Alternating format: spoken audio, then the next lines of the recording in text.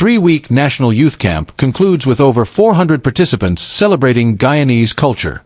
The Ministry of Culture, Youth, and Sport successfully concluded a 3-week National Youth Camp, where over 400 young participants from all 10 administrative regions of Guyana were immersed in the arts, dance, music, and various aspects of Guyanese culture. The camp, held at 12 locations across the country, aimed to foster national unity and promote cultural appreciation among the youth. At the graduation ceremony, Minister of Culture, Youth, and Sport, Charles Ramzan Jr., emphasized the importance of this investment in the nation's youth. He highlighted the ministry's commitment to breaking down cultural barriers and uniting the country through shared experiences. Despite the rich cultural diversity we have across different ethnicities, there are still invisible walls that prevent full participation and sharing of our collective heritage, Minister Ramzan stated. One of the key missions of our ministry is to promote and showcase young Guyanese talent while knitting the country together. We aim to be a force that unites the country by fostering a common understanding and appreciation of the beauty in all cultural representations. Throughout the camp, participants engaged in various activities, including drumming, dance routines, and learning basic techniques in drawing and painting. The youths were also exposed to both tangible and intangible aspects of Guyanese culture, enriching their understanding and appreciation of the nation's diverse heritage. Minister Ramzan further urged the youth to continue practicing what they have learned and to pursue their creative talents, noting the numerous opportunities available for those in the arts. He also encouraged parents to support their children's artistic endeavors. "We are sitting on a treasure trove of culture that we sometimes take for granted," the minister remarked. "This camp has given you the opportunity to experience and appreciate the richness of Guyana's cultural tapestry, and it is an investment in how you view the country and its future." The closing ceremony was a celebration of the participants' achievements, showcasing the vibrant cultural expressions they had embraced over the 3 weeks. The ministry remains committed to nurturing the creative potential of the nation's youth and ensuring that Guyana's cultural heritage is cherished and preserved for generations to come. Government graduates 292 heavy-duty equipment operators, empowering the workforce and fulfilling 2020 manifesto promises. In a significant stride towards fulfilling its 2020 manifesto promises, the government of Guyana today celebrated the graduation of 292 newly trained heavy-duty equipment operators, HDEO, in Region 6, East Berbice Quarantine. The ceremony marks a major milestone in the government's ongoing efforts to equip Guyanese with the skills needed to secure employment and contribute to the country's rapid development. The HDEO training program, a collaborative initiative between the Ministry of Finance's Basic Needs Trust Fund, BNTF, and the Ministry of Labor's Board of Industrial Training, BIT, is designed to prepare trainees for public and private sector employment in this critical field. With the economy on a fast-paced development trajectory, the program provides an essential workforce equipped to meet the demands of the growing infrastructure and industrial sectors. The 2020 manifesto of the PPP/C government committed to providing Guyanese with more jobs, particularly jobs for a new generation with higher education, vocational skills, and higher disposable incomes. The graduation of 247 men and 45 women from the HDEO program is a testament to this commitment, demonstrating the government's focus on inclusive growth and the empowerment of all citizens through education, training, and employment opportunities. Graduates from New Amsterdam, Hampshire, and Upper Quarantine, as well as those from surrounding areas, successfully completed the 3-month training program that began in September 2023. The program offered hands-on experience in operating tractors, excavators, skid steers, and forklifts, culminating in certification by BIT as qualified heavy-duty equipment operators. Senior Minister in the Office of the President with responsibility for finance and the public service, Dr. Ashni Singh, delivered remarks at the ceremony, congratulating the graduates and emphasizing the critical role they will play in the nation's economic growth. "You now have a skill that allows you to take advantage of the opportunities arising from our rapidly expanding economy," Dr. Singh stated. "With this training, you can earn a respectable income, and perhaps one day, even establish your own business." Dr. Singh also highlighted the government's strategic decision to train participants from various areas in Region 6. He noted the impressive graduation rates across the 3 batches: 108 out of 113 in New Amsterdam, 89 out of 112 in Central Quarantine, and 95 out of 105 in Upper Quarantine. Importantly, 45 of the 292 graduates are women, reflecting the government's commitment to gender inclusion in all fields of employment. At the ceremony, graduates had the opportunity to meet with potential employers from both Berbice and Georgetown, ready to sign up for employment immediately following the event. Dr. Singh urged the graduates to embrace hard work and dedication, stressing that success requires consistent effort and commitment. Minister of Labour, Joseph Hamilton, also addressed the gathering, reaffirming the government's dedication to the training and development of young people across all regions. He spoke about the variety of training programs offered through BIT, beyond heavy-duty machinery operation, aimed at enhancing employability and building a skilled workforce.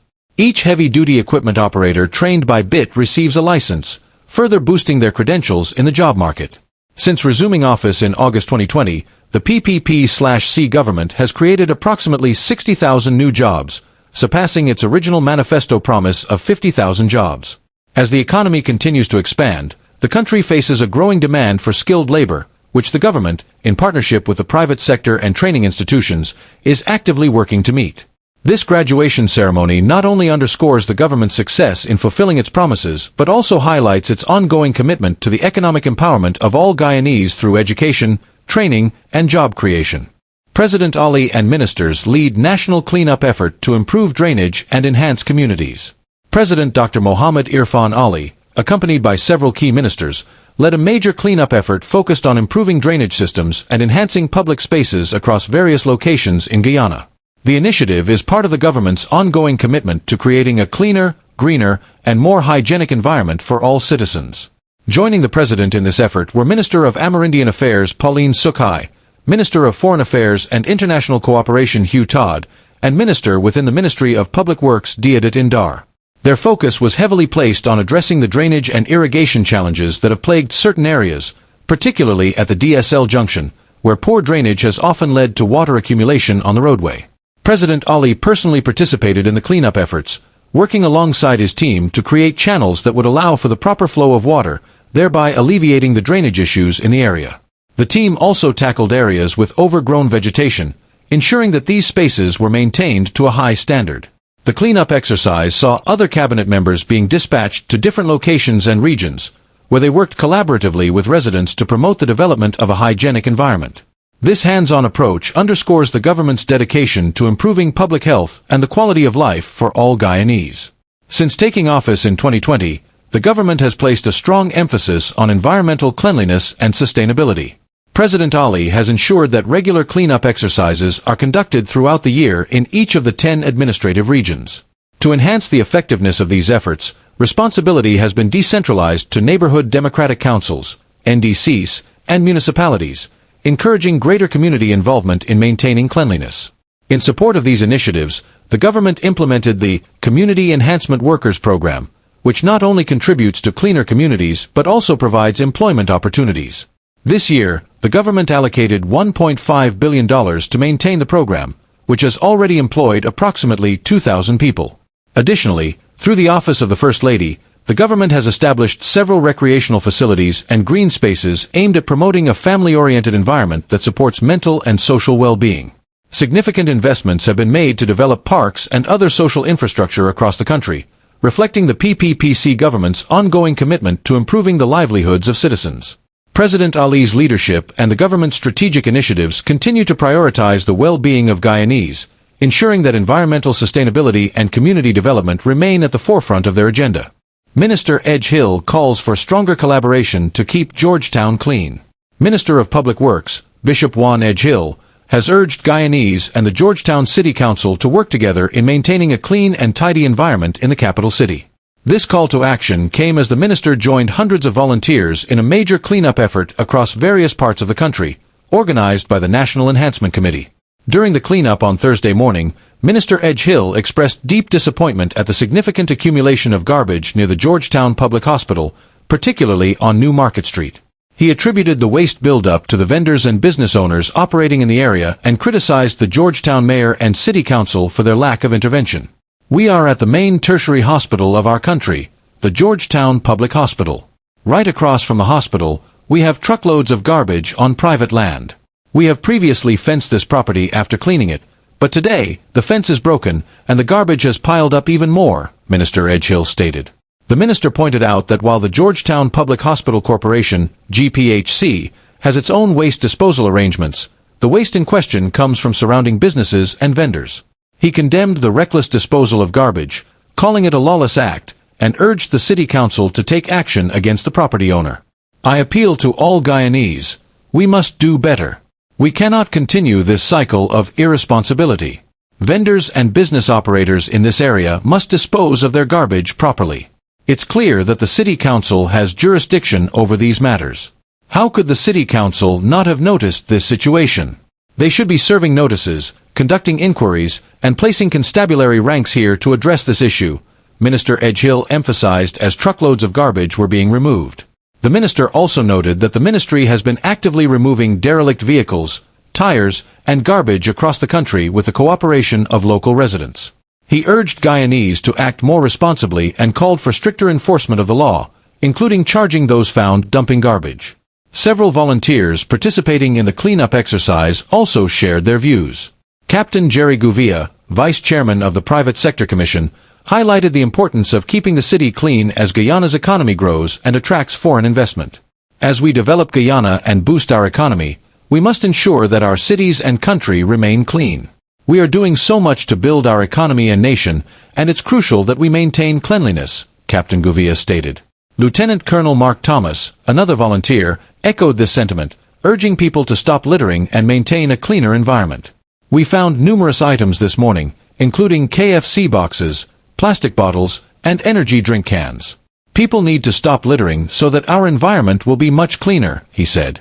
The cleanup exercise, which included the removal of garbage, derelict vehicles, and other waste, is part of the government's ongoing efforts to enhance the country's environment and foster a culture of responsibility among citizens. President Ali leads national cleanup effort. Guyanese unite for a cleaner, greener future. Littering is more than just a careless act. It's a choice that negatively impacts our environment, harms wildlife, and tarnishes the beauty of our country. This issue is evident on the streets of Georgetown and across Guyana. To address this, the government, under the leadership of His Excellency President Dr. Irfan Ali, has taken significant steps to curb this habit and promote national cleanliness. On Saturday, President Ali spearheaded another successful cleanup and beautification exercise across Guyana. This initiative saw the participation of hundreds of volunteers, all dedicated to enhancing the appearance of their communities. The cleanup effort was part of the broader National Enhancement Committee initiative, launched by the Ministry of Public Works in 2022. Since its inception, the committee has organized 9 nationwide cleanup campaigns, engaging both the private and public sectors in this important mission. President Ali was joined by several key government officials, including Minister of Amerindian Affairs Pauline Sukhai, Minister of Foreign Affairs and International Cooperation Hugh Todd, Minister within the Ministry of Public Works Diada Dindar, Minister of Local Government and Regional Development Sonia Parag, Minister of Housing and Water Colin Kroll, Minister of Agriculture Zulfikar Mustafa, Minister within the Ministry of Housing and Water Susan Rodriguez, and Minister within the Office of the Prime Minister Kwame McCoy, among others. In Georgetown, the cleanup targeted several key areas, including Independence Boulevard, Sussex Street, Hill Street, Smith Street, Hunter Street, Saffron Street, High Street, East Street, Thomas Street, Camp Street, Waterloo Street, Carmichael Street, Merriman's Mall, Cummings to Irving Street, and the seawall from the University of Guyana to the Marriott Hotel. Minister Kwame McCoy, who led the cleanup efforts on Sussex Street, emphasized the importance of personal responsibility in maintaining a clean environment. We must adjust our attitude towards the environment and recognize that it is an integral part of our lives. If we mistreat it, the impacts of climate change will be devastating, Minister McCoy stated. He also highlighted the rapid development of Guyana and the need for the country to reflect this progress in its cleanliness. The cleanup activities included digging and cleaning drains, removing unwanted vegetation, and repainting road infrastructure. The initiative aims to foster a sense of responsibility and pride in keeping the country clean, with various stakeholders and citizens actively participating. The President's National Cleanup Campaign has gained significant momentum and is making a tangible difference in communities across the country. It serves as a beacon of hope, uniting Guyanese from all walks of life in their commitment to a cleaner and greener future.